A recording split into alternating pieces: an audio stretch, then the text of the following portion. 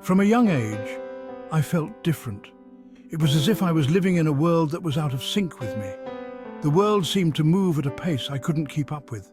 Everyone else seemed to glide through life effortlessly, while I struggled to find my footing. My mind raced with thoughts, making it difficult to focus. Simple tasks felt overwhelming. School was a nightmare. Every day felt like a battle against my own mind.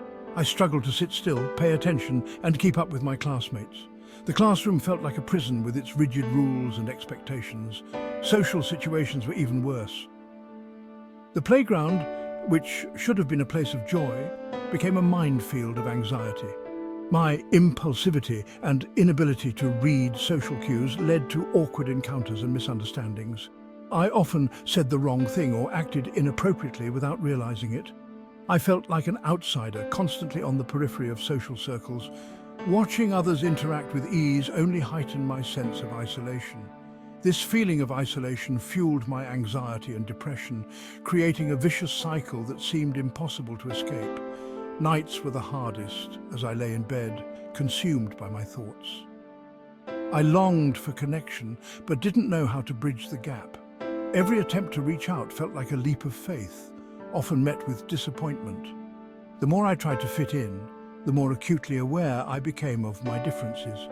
It was as if I was wearing a mask that everyone could see through. It was like trying to assemble a puzzle with missing pieces, a constant source of frustration and disappointment. No matter how hard I tried, the pieces just wouldn't fit together.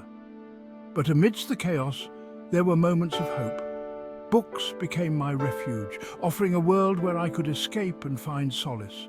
Creativity became my outlet, a way to express the emotions I couldn't put into words. Through art, I found a way to communicate and connect with the world around me. And slowly, I began to find my place. It wasn't easy, and the journey is far from over, but with each step, I grew stronger and more resilient. I learned that being different wasn't a curse, but a unique gift.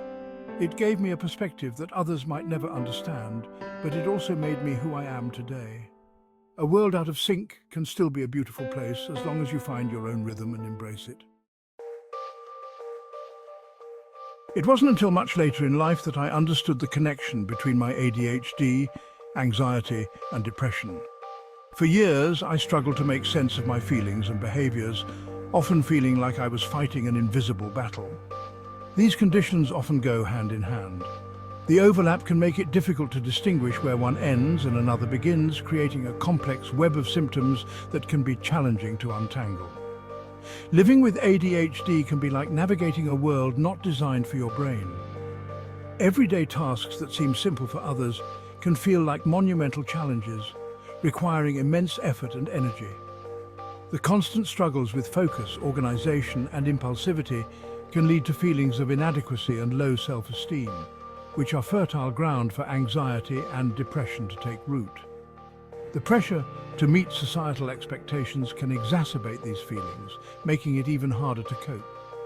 The feeling of being misunderstood or judged for behaviors you can't control can be incredibly isolating and emotionally draining. It's like being trapped in a cycle of frustration and self-doubt, where every misstep feels like a personal failure. It's crucial to understand that these conditions are not a sign of weakness or a character flaw. They are part of a complex interplay of neurological and psychological factors that require compassion and understanding. They are real, treatable medical conditions that affect millions of people.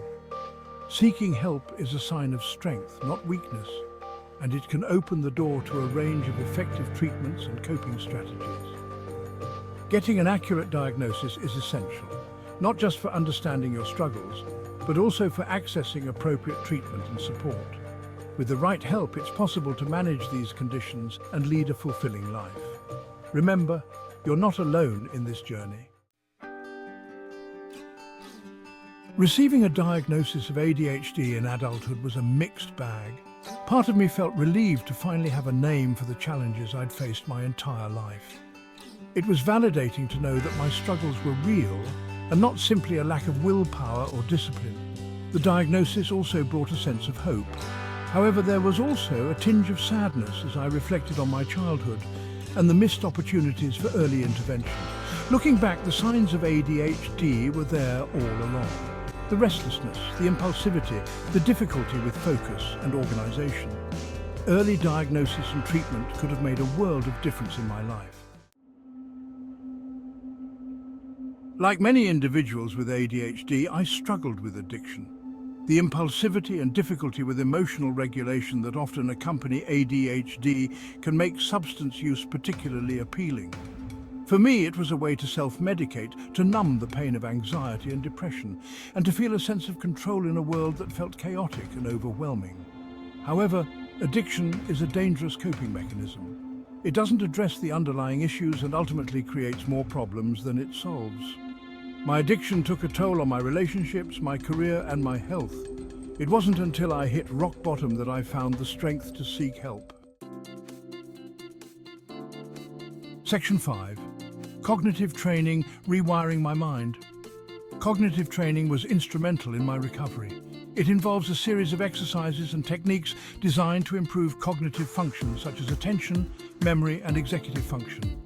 These exercises are like mental workouts, strengthening the brain's ability to focus, control impulses, and regulate emotions.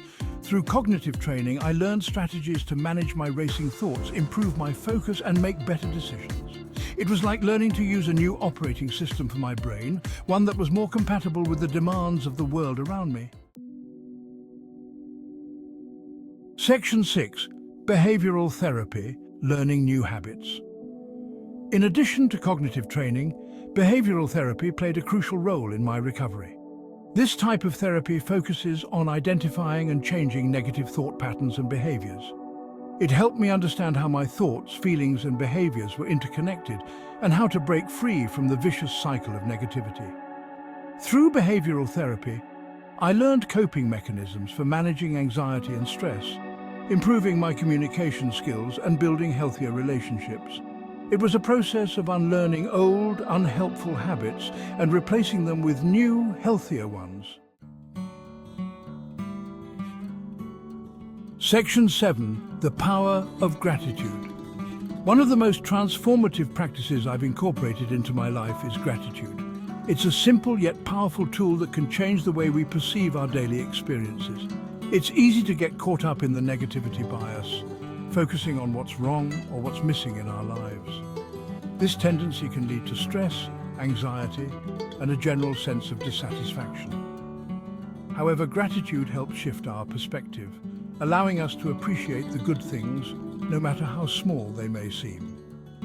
By acknowledging these positive aspects, we can cultivate a more optimistic outlook on life. Every day, I make it a point to write down at least 3 things I'm grateful for.